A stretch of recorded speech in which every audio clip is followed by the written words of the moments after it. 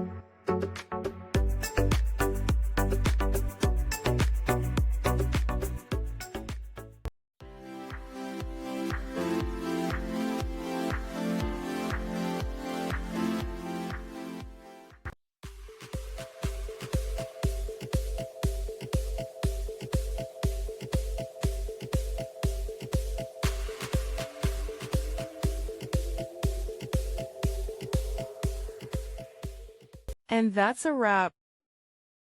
I hope you found the answer you were looking for. If you did, take a second to hit that subscribe button. It really helps out.